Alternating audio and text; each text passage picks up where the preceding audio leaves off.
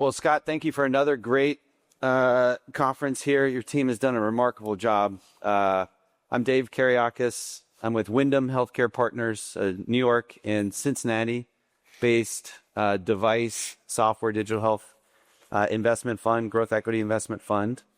We've been around for 18 plus years, and I have the unfortunate honor to follow Henry as a moderator here. So they don't ask me very much to give me a mic and have me ask the questions. So it's kind of a unique position to be in. I imagine an uncomfortable position for the other side to be in.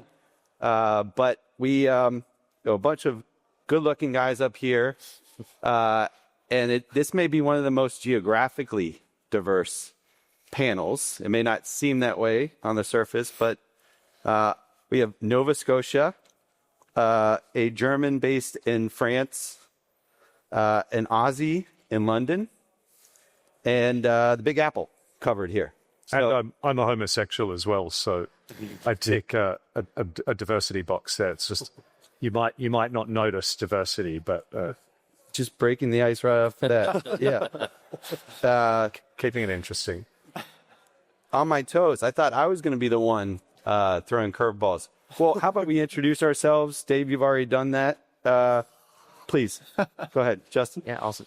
Name's Justin Ramsaran. I'm co-founder and CEO of HealthMosaic. It's a digital connected medical device interoperability company with a AI-based powered solution for training the next generation of AI solutions. I'm Hanafi. I'm the one from Nova Scotia. We have a firmware company for CPAP therapy.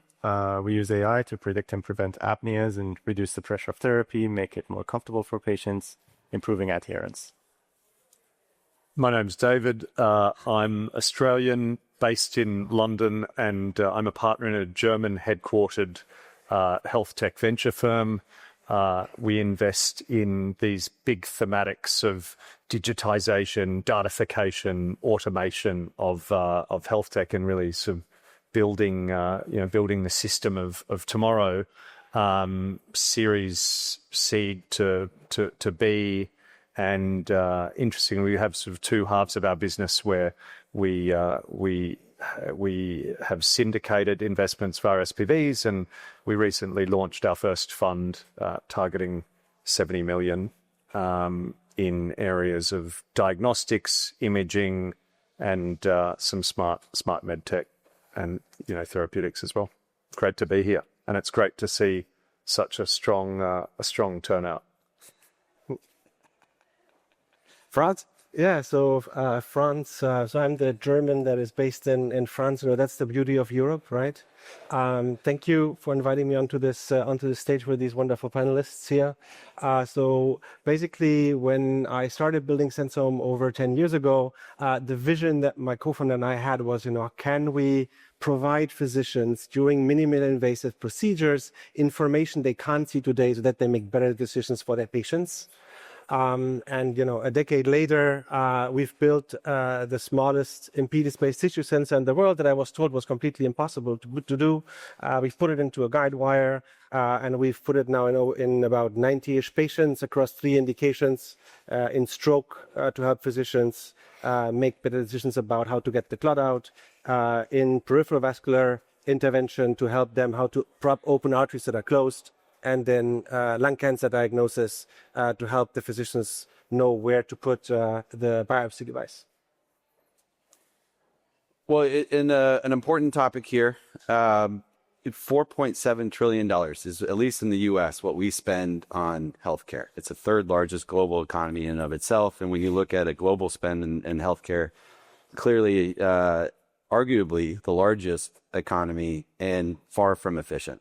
If you've ever been into the American healthcare system, I imagine the European healthcare system, fortunately, I have not had that experience yet. But one thing that has been missing is the light in a dark room that can help inform greater efficiencies. Prior to joining Windham, I helped run the investment and innovation arm for the third largest nonprofit health system. So being a former executive inside of a large nonprofit healthcare system, it was fascinating to see the reluctance, the resistance that was thrown up by all levels to unlock these unique insights, whether it's cease and desist letters or do not enter, be careful what you look for, be careful what you ask for kind of responses. There's obvious resistance here in a field that is needing great efficiencies and advancement. So we've got 3 entrepreneurs, 2 investors. I'll start with you, Mr. Cubbin.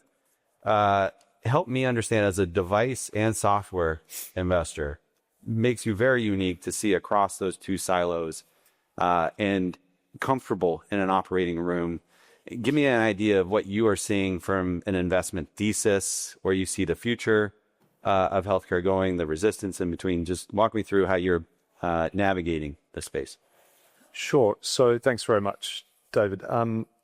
So for us, it sort of goes without saying that data isn't, and I'm sure we all agree in the room, but data isn't the goal in itself. We need the data to generate actionable insights that lead to better outcomes for clinicians, better outcomes for patients, better outcomes for the system as a whole.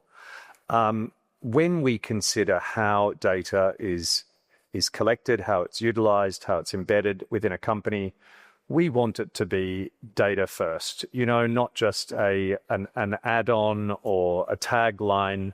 We want data to be very much the center, the sort of heart and soul of what the companies that we invest into are doing. Because to go back to David's point, the health systems around the world are groaning under pressure. And the only way that we can get to where we need to be as a system is through efficiencies and improvements that will be generated through data. And so as much as data and AI are hyped, and it's important for us as investors to see through the hype, data is still the answer. And so when we consider investments in the space, we look for companies where data is where it's proprietary, where data is clinically backed, and where it's compounding in value. So we have companies in our portfolio that that are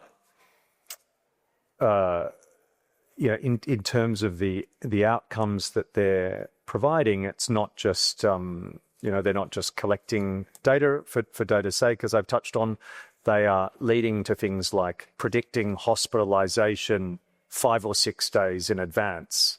They're reducing the number of cycles that a person needs to go through in IVF, which is an incredibly traumatic experience for women, as we'd agree. So when we consider data, it really comes down to the outcomes, and it sounds so obvious to be saying this and to be getting up on the stage and saying this, but I still sit in some meetings with portfolio companies where we're discussing with investors and stakeholders in the ecosystem, and people say, well, it's great, you've got this nice technology, but so what? What does it do? What's the benefit? What's the tangible benefit? What's the outcome for the patient? What's the figure of the efficiency that's being generated here? How does it improve revenues? How does it reduce the variability in diagnostics, things like that? And so those are the sort of things that we're looking for, not just nice ideas, but genuine outcomes. Well, Justin, Ahmad, Franz, I think everybody is well aware of quality data in, quality data out, right? And so when you are tapping into you're straddling both, you're in the home as well as in the hospital, tapping into antiquated systems or being dependent on the the data source. How are you all navigating that to enable quality data on the front end to allow you to power up a meaningful ROI on the back end or something insightful? Justin? Yeah, I mean, the biggest thing is a lot of these antiquated legacy-based systems, you have to work with the medical device vendors, right? And that's one of the toughest parts is being able to get that information and being able to aggregate that and pull it together. It comes down to almost being a reverse engineer to most of these things. Going around a little bit and trying to be cheeky in the approach, I would have to be honest, has been the approach we've taken thus far, being able to understand those nuances, but also addressing that problem of interoperability in the next generation of lifecycle development of the devices. Legacy devices aren't going away, right? The ones that existed, they're going to continue the lifecycle management and utilization of those for the next decade to come or more. But being crafty, I think making sure you understanding the technical nuances of what data is important is the most viable portion to start off with. So again, looking at those legacy devices, integrating the data from it requires, I would say, a maneuverability and adaptability by having to, again, be cheeky in that approach of engineering for it. Amen. I would like to add on to what Justin just mentioned. So we're basically trying to go from volume to value. There is a lot of data out there, but data at the end of the day needs to be interpreted in a way that's an instrument to help patients and physicians. It is our job to basically translate that for the physician into a platform where, there's a gap between what the data scientists can interpret from the data and what the physician actually trusts and wants to utilize. So there needs to be an interdisciplinary translation here. At the same time, not all data is good data. The data needs to be collected in a good, signal to noise ratio, which is what, I'm sure Justin is focused on. And it needs to be diverse, and it also is not there to, replace the physician. It is there to be a tool to help the physician. It augments the decision-making based on the data that it's been fed. At the end of the day, the physician will use the AI to make better decisions, catch the little mistakes that it might make because data was not diverse when it was fed, and use it as a tool. I think on our end, we're really obsessed with workflow. Like we're really trying to understand the workflow as much as possible, because I mean, if you want to collecting data is in a way always an additional step, and it shouldn't feel like that as much as possible, right? So we are trying to really analyze the entire workflow and see how does our device fit in there? How can we interact with the physician in a way that he doesn't change what he's doing? I mean, changing things is always a bad in healthcare, right? So what can we do that he doesn't have to change anything and gets access to the information that he needs anyway, right? And so this is one is like being obsessed with workflow, understanding it deeply, working with physicians from the conception of the device from the beginning, right? And it's the same with displaying that information then to the physician. I mean, the data collection is one. We talked about interpretation is the other, right? I mean, you have so many solutions today where it's already a hard skill to get the data for the physician, and then it's an even harder skill to understand it. I mean, how is he supposed to work with that to make any decisions for a patient, especially in an emergency situation, right? And so we really work with them really, really hard day to day to understand, okay, this is what you want to know at that point in time, and this is what you're doing. Okay, you're not going to change anything. We adapt our technology around you, basically, in order to make better decisions in the end.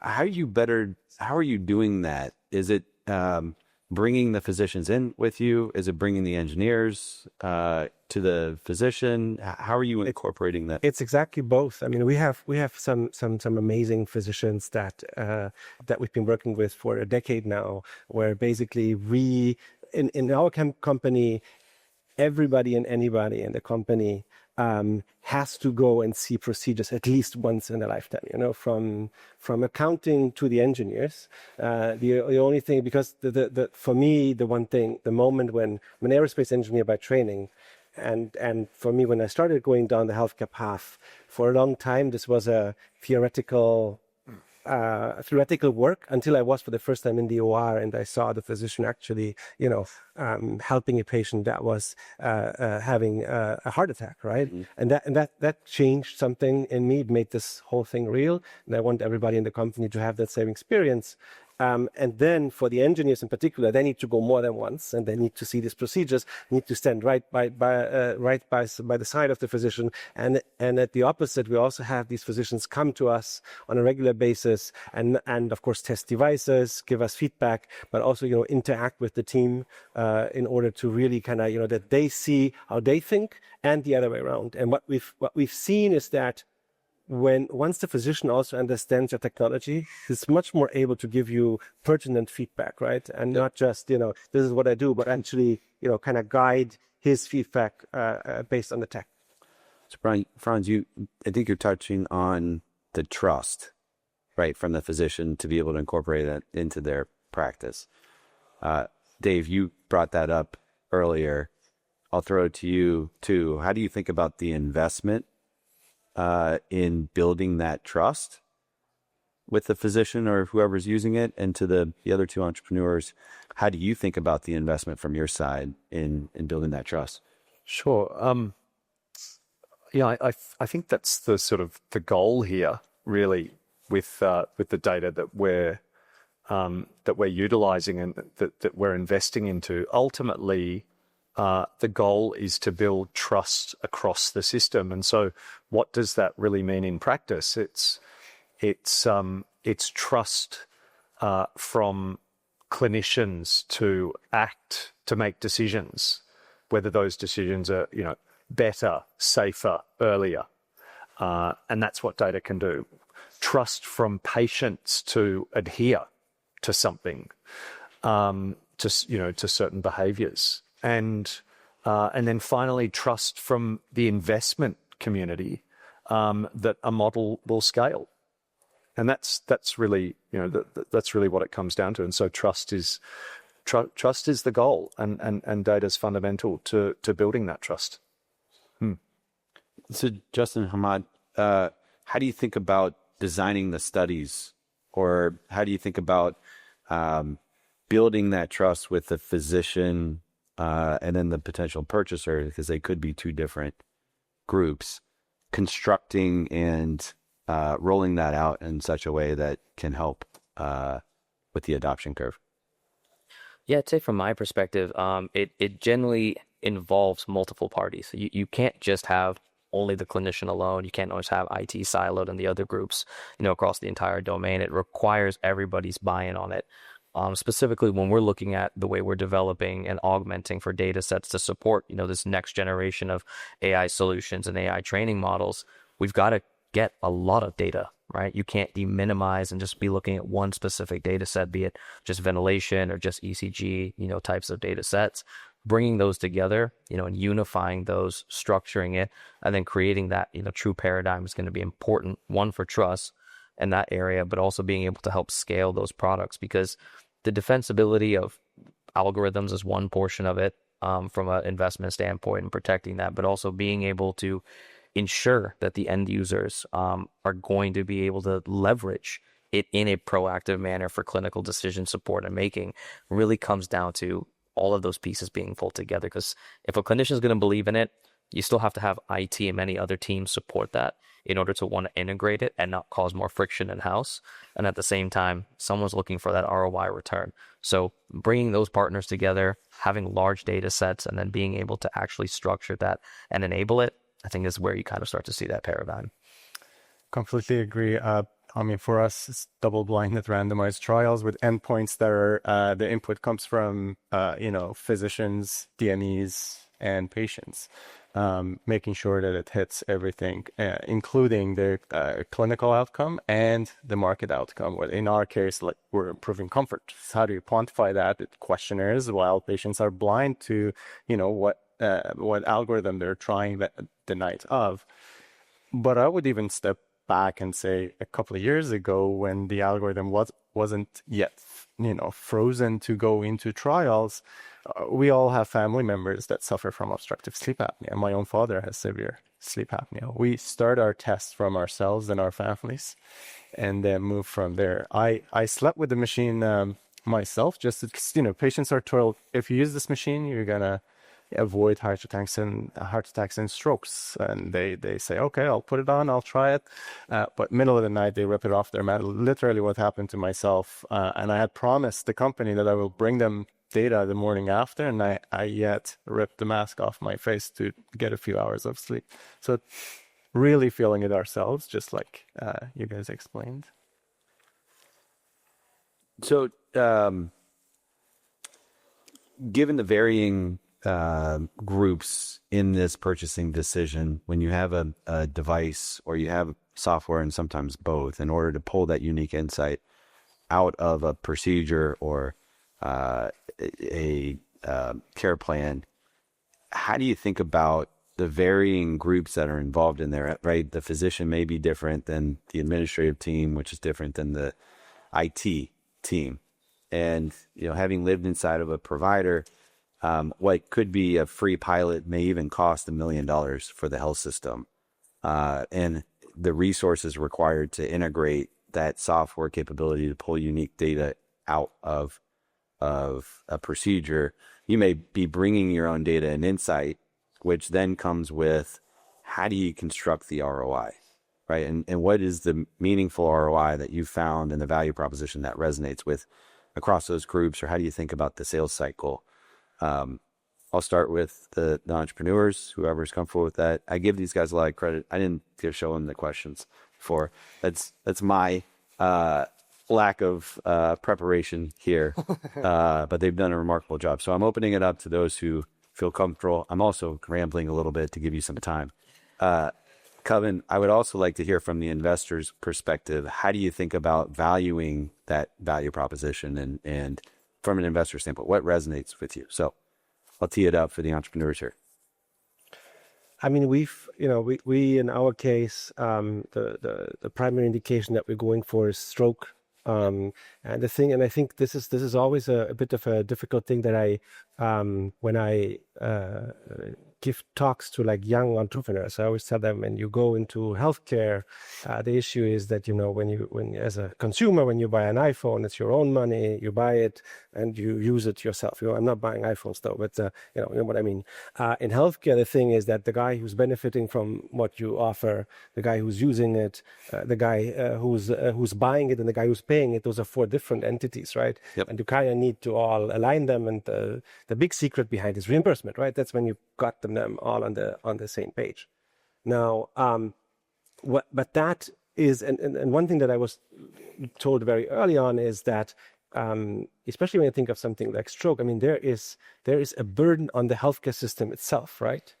But in the end, the hospital doesn't care if, for the greater healthcare system, you are saving money down the line, right? So you always need to look very locally into, so if you're in the procedure, the hospital needs to gain money. It can't be the healthcare system, right?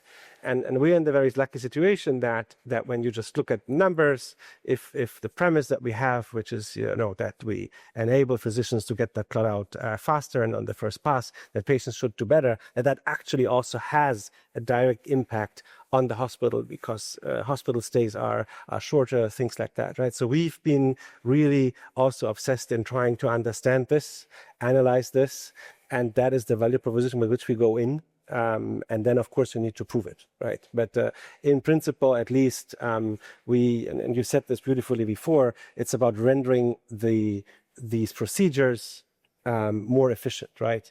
And that's the pitch that we want to do. We then need to deliver on that, of course. I'll piggyback on part of that there. A big thing I think we've noticed, at least in the space that we're playing in too, is you have to really come in at this from a consultative approach. Like, you truly need to understand a lot of the workflows. You don't want to impede, right, what's going on clinically, and you don't want to create more divestiture and more fragmentation, if you want to say, in what's currently happening in that space. So at the end of the day, I think healthcare systems, the hospitals, the facilities, they do want access and understanding of their own data as well, as much as we're implementing newfound solutions. the important thing to them is how can they also understand what you're showing them on those reimbursements? What are you showing them in the downstream of where these applications are going to help, the final outcomes? But granted, right now, I think a big issue is there's no true visibility sometimes for healthcare systems and hospitals as a whole to understand their own clinical data.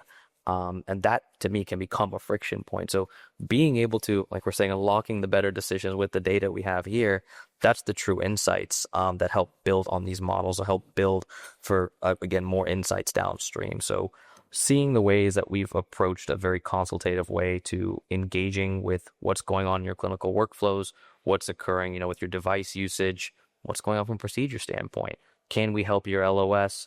Things like that start to really create a better talk track where you're going from this kind of retrospective perspective to now a proactive approach because you have that insight to be more forthcoming with. So go ahead. Sorry, I thought you asked about the investment perspective, also about the return of investments. Yeah, and I did. Thanks for not letting Dave off the hook here. And I'm very happy to answer that. But actually, David, you're also an investor With the title moderator, so it goes here. So This is not what we agreed. No, I was very happy to throw a question back at David so that he could also share his wisdom and insights. To be fair, I'll allow it once. So, But what was it? What was the question? ROI. All right. yeah. What is the real? How do For you investors, yeah. put value on the ROI itself? What resonates? Yeah. I mean, I think I've sort of repeated myself over and over on this point, but it's we have a portfolio of different companies, and the ROI is fundamentally different for each company depending on what they're doing. For one of our companies that's in the monitoring space, okay, it's monitoring heart rate and breathing and movement around the bed.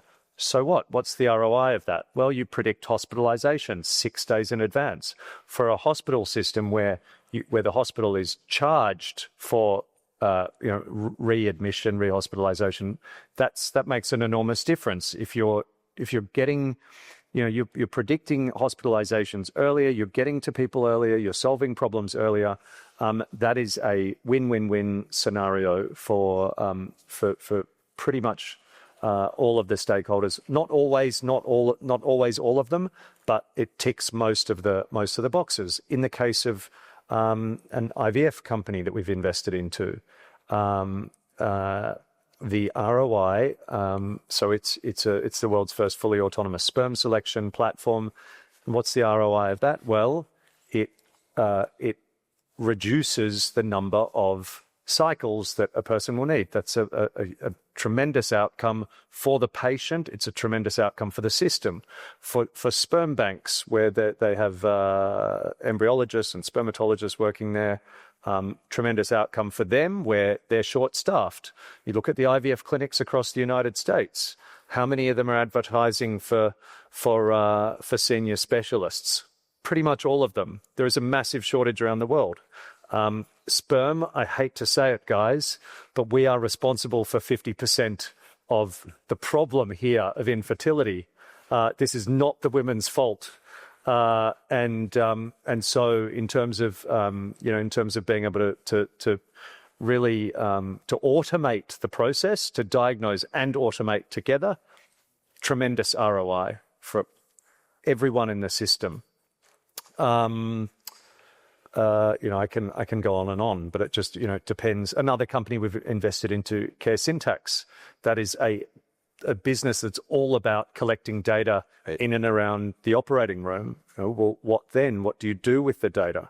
Well, it's empowering the hospitals themselves to figure out where the statistical outliers are in terms of what's working, what's not working, what are the tools that are being used, and what's the ROI on their behaviors, their micro decisions throughout the process.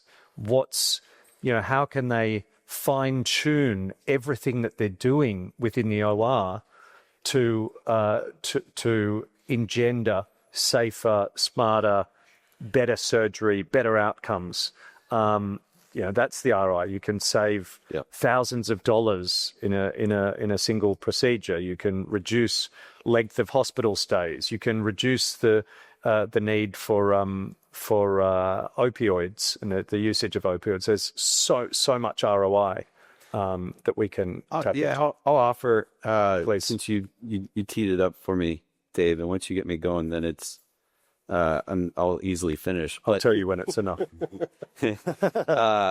As a device investor, you either use a device in a procedure or you don't, and there's less variance in that. Now, when you get into the ICU or the ER, there's more noise and the patient is more variable in how they present. But in a routine procedure, you're able to own the ROI. On the software side or the hybrid side, it's really hard to navigate that noise. And so two examples I'll give you in past investments that I've made. One was a company called Advanced Practice Strategies. It was an e-learning talent management system helping to reduce medical errors in labor and delivery. That's a meaningful outcome for a meaningful cost, financial, and the impact of medical error that affects the mother or the child. And every health system has these types of events. What APS did was assess on the front end all of the clinicians on their clinical knowledge and judgment. Are they willing to speak up and pull that unique insight, show you who is the more knowledgeable clinician around fetal monitoring or postpartum hemorrhage, some of these areas that result in these big litigations and these big medical errors. And before APS went in, we saw what a health system knew what their events were. After, they went to zero. It was such an effective tool, and they were able to own that ROI, which is to a health system, $1 million or $2 million per event, let alone, the trauma to the workforce, to the mother and the family. And so a really meaningful business. It's not a $1 billion business, but really impactful. The other one, a company called TaylorMed, is a software solution that sits at the point of care and identifies patients with financial vulnerability. We often ignore the financial health of the patient. 16% of cancer patients stop their life-saving care because they can't afford it. They're judging whether they should leave their family in bankruptcy or financial ruin for a few extra months of life. And that's just not, at least in the US, that's not how we should be doing it, particularly since we spend $4.7 million. 93% of Americans have health insurance, the highest rate in history.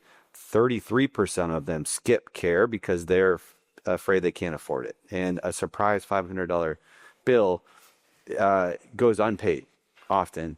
So TaylorMed sits at the point of care and identifies, helps automate eligibility and enrollment and available funding programs. They're all out there, but right now it's done manually. And bringing the financial health and that insight into the system, allowing them to engage, drives better brand equity. It's something that health systems are now finally starting to talk about. It's something P&G and all consumer brands have been doing for decades now, but it's finally coming into the healthcare realm. Lowering bad debt is very impactful, obviously, to the income statements, which are very distressed at this point in time, and driving greater care adherence are real material ROIs. So that's what drove our investment thesis, in addition to how meaningful of a solution this is and the strategic value of that to the next bigger player that can leverage that. But Justin, to your point, which I thought was very astute, you have to package all of that up for the customer. You have to have it with a bow. And with APS, we had a full system that allowed them to compare each site against other sites within their IDN, allowed them to compare against blue chip health systems, allowed them to see and staff accordingly based on who was knowledgeable, who was comfortable speaking up. In airline industry, oftentimes the co-pilot is aware of a potential crash and presumes that in the chain of command, the pilot knows it. And there's a hesitancy to share. Same thing with a nurse and a physician. And so being able to help enable that was a meaningful part of their value proposition and what we were doing. So we've got 3 minutes. We can't talk about data and what you can use with it without talking about the internal application of it, right? How does it inform business decisions? I know a few of you are not commercial yet, so it's more challenging to inform a sales team that's not there yet. But I'll open it up. How are you using the data that your own business is generating to help inform some of your own decisions? I think one thing I can say, even though we're not commercial, is something very interesting that was, that we observed in one of our studies that was over hundreds of patients, was an ex vivo study, so not in patients, but we collected data about the procedures and about exactly what we wanted to do in the future, and analyzing the different treatment arms in the different hospitals, and looking at the data. Like our data scientists, they get the data, they look at this, and they're like, oh, this is interesting. Like I can basically see how I could make this hospital better in their performance in treating patients, compared to this hospital, for example, right? So it's really, when you look at this data, and you like realize, oh my God, like if I give this to a manufacturer, right, I can actually guide their marketing decisions, their sales divisions of exactly how to advise the hospitals. Because I mean, there is, when you have a medical device, of course, the physician is the one using it, and he knows best for his patient, but that doesn't mean that you can't give him some advice of how he could perform better, right? So it's really interesting, I think, as you collect data, that things that you did not expect in any way to be visible just suddenly just jumps at you. Yeah. So, and it's, yeah, go ahead. and therefore data is not everyone's friend. Because the truth will hopefully win in the end. But sometimes it stands it stands in the way of certain decision makers, and we know where we need to get to. Yep. And data is key to that, but it's not always in everyone's best interest. But I would say to that, it's all about packaging in the end. It's just how do you present that data and make the person make the right choice in the end. Yes. Well, happy to do a quick question from the audience, or we can call it quits here, as we're out of time. But I'm the moderator, so I can add another 30 seconds. Like, just briefly, I mean, I guess to improve everything, you need the right incentives. And sometimes it seems like the incentives aren't lined up correctly from the health system. And it's so complex because it's not just buying an iPhone. That person is maybe gets the advantage because of that, but not those people and not the direct. And so then ultimately us going in, trying to sell our device, we'll just go for the largest reimbursement. Yeah, we'll just push that. There's no incentive to make the system more efficient necessarily. We'd like to become more efficient of our treatment, but that's just a thought. It's funny. I incentives are there for a reason, but I do find it funny as somebody on this side of the pond, listening to some pitches from companies, and like the whole pitch is about incentives, and I'm like, so like what do you do again? What's your company? And it's just like an incentives pitch. And so I think there has to be a balance of chasing after the incentives, because that is, again, they're there for a reason, but also having an underlying business and a product that's sustainable in the long run, regardless of incentives. I sort of hope that the incentives are there to guide the system in a particular direction. But and I would add, there's the incentives on the surface, but then beyond that too, which very few entrepreneurs actually dive into, and investors are aware of, is how the decision maker within the health system or the payer is incentivized too. And finding a friend and family on the other side, somebody that can advise you in how that employee that is the champion that is making that decision is comped or not comped, incentivized or not, based on how the decision can be made. And so then it comes back to what Justin was alluding to earlier, is how do you package that in a manner that makes their job easier to say, yes, this affects my compensation at the end of the day, because oftentimes it is a financial decision or a bonus related decision or what drives them too. So with that, thank you very much for the time and for sitting in on this.